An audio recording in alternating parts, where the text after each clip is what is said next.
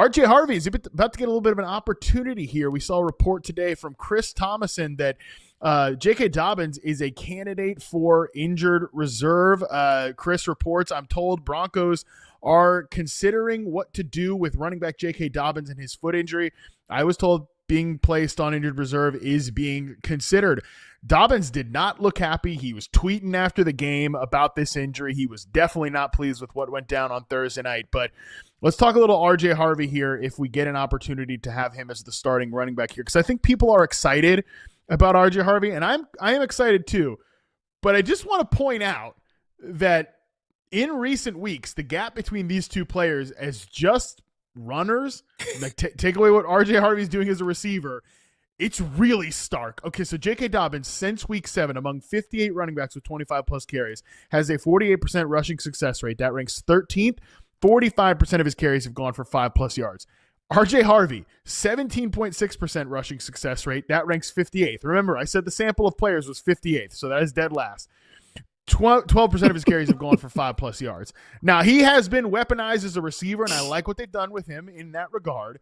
However, just as a rusher, what is your level of confidence that RJ Harvey, if he gets a start here, can come out and replicate what J.K. Dobbins has done for this team? Because the numbers would say maybe not so much, but we do know here, even on the Data Dump show, that numbers can lie to us at times. I'm trying to see real quick. Who do they play? Who did Denver play this week? That's going to determine how much confidence I have. The Denver Broncos play the Kansas City Chiefs in Denver this week before a Week 12 bye. So that is at least worth noting, too. We might be only be getting a one-game sample here of R.J. Harvey as the starter, unless Dobbins does go on injured reserve. This is unfortunate because J.K. Dobbins was running well. He was running well this season. He was running like one of the better running backs in the league, and he's already overcome so many different things, Achilles and ACL with Dobbins. How much confidence do I have in RJ Harvey? This was my guy in the draft process, okay, Matt? This was my guy. I loved RJ Harvey. Getting a chance to meet him at the Senior Bowl, like he's built mentally, like he's got some dog in him. Just talking to him, he's a guy that you like. But you made the very real point of over the last couple of weeks, like the gap as far as running the ball, it only got wider and wider. Hey, it's all J.K. Dobbins. You know, R.J. Harvey had a role in the receiving game, but they were reluctant to turn over a heavy rushing workload to him. I think he will get more opportunity if Dobbins misses, and enough of that opportunity should come in conjunction with what he does in the receiving game to where you start him. This isn't where I'm getting to a point where you're like, oh, don't start him, and no. But I would temper expectations on the high-end rushing output because he just has not been utilized like that. And maybe this is a situation just like we kind of saw in New England where, hey, this is last man up, so you got to get it. Like, it's time to go.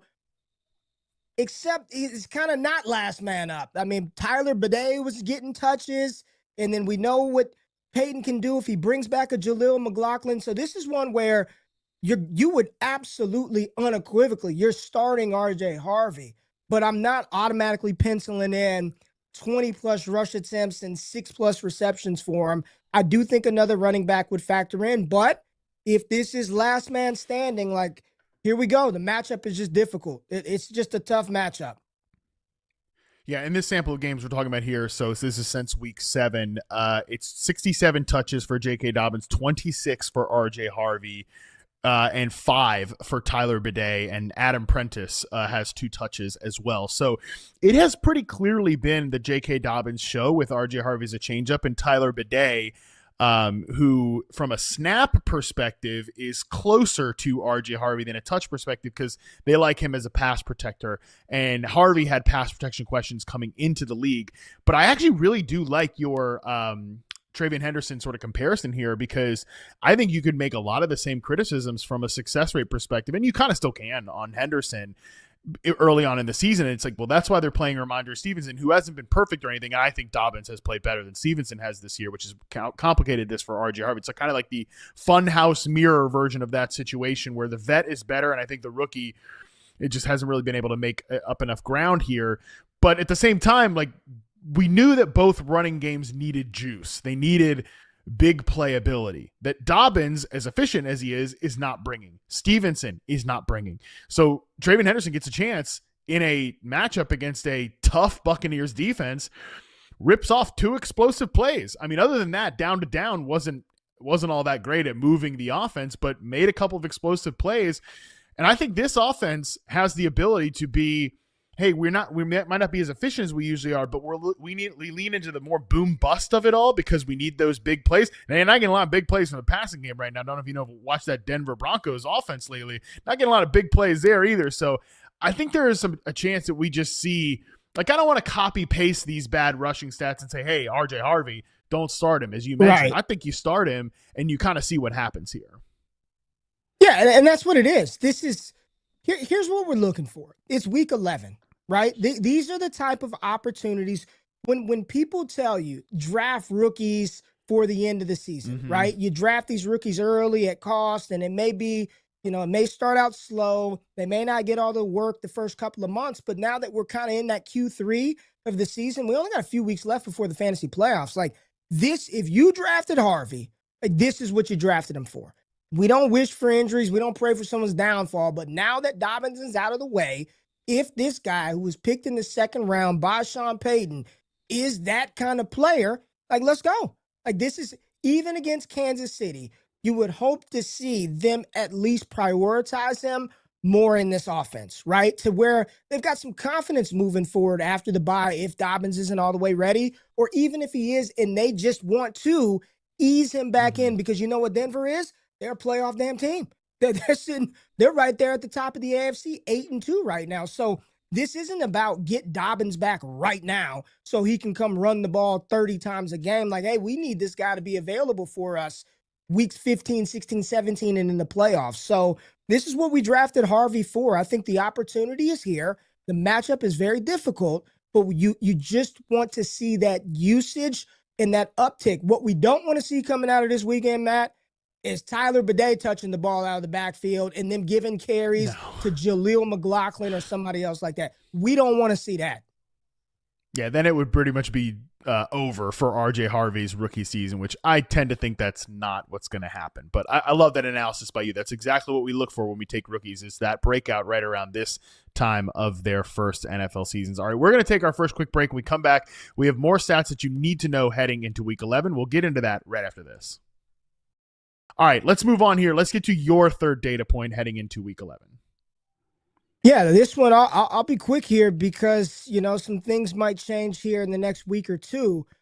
But Kimani Vidal in this Los Angeles Chargers offense, which I don't know if you've noticed from a receiver standpoint, Keenan Allen, that usage is starting to dip a little bit. Yep. It's like the Ladd show and the Gadsden show. But offensively out of the backfield, this second-year player has been really good since taking over for Marion Hampton.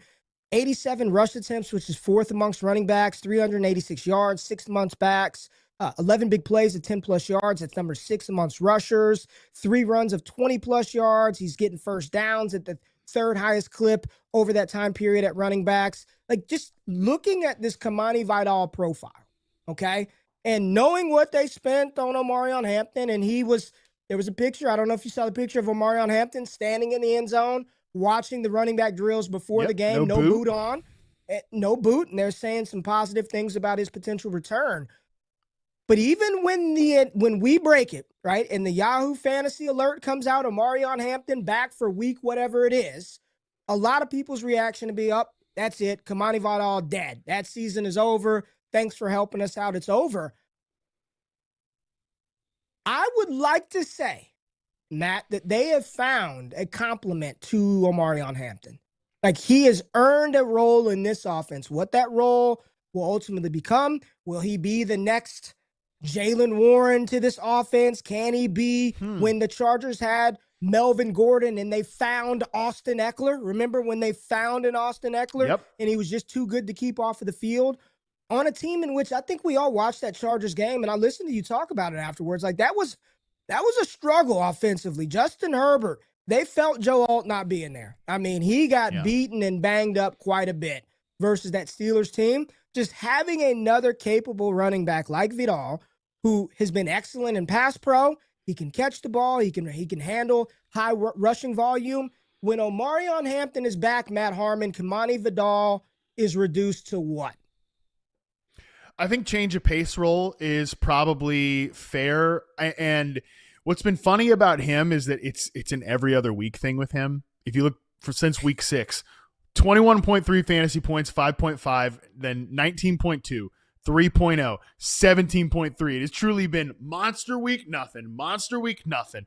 Like that, it's been very back and forth with him. And I think part of that lack of floor is because he really hasn't been all that useful in the passing game for this team. And that's something where I think he probably loses out to Hampton quite a bit there, because Hampton was showing to be, now maybe I'm wrong about that, because as you mentioned, the pass pro might be something where he has the edge over Hampton. So I'm open to some pushback there. But the one thing I would just say is that Hampton was really good at getting those like kind of dump offs in the flat and rumbling after the catch. And if you look at how the Chargers pass game operated in this past week's game, it was quick game.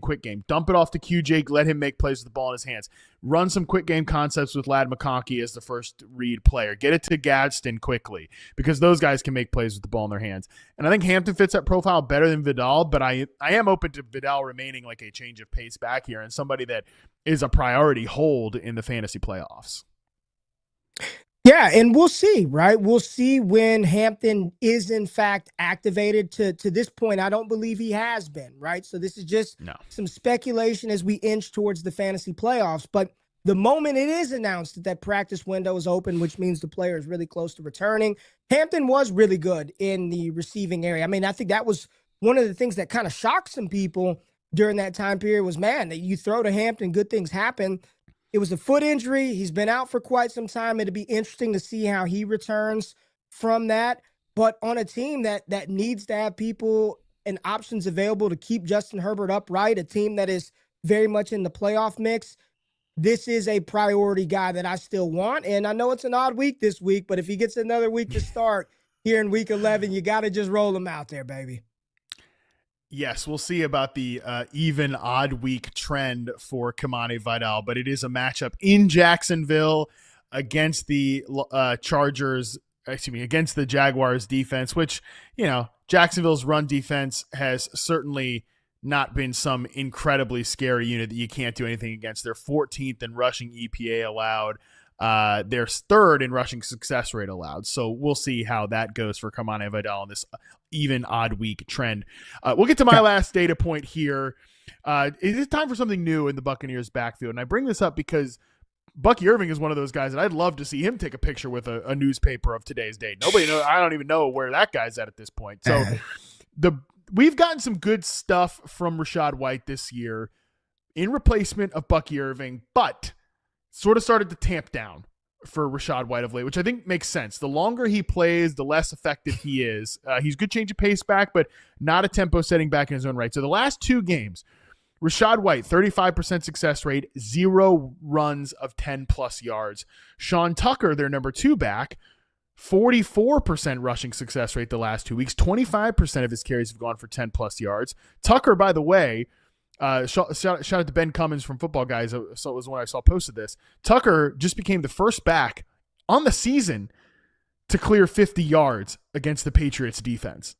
That's how good the run defense has been. So I just think it might be time for Sean Tucker to get a little bit longer look in this backfield, because this run game has really let them down this year.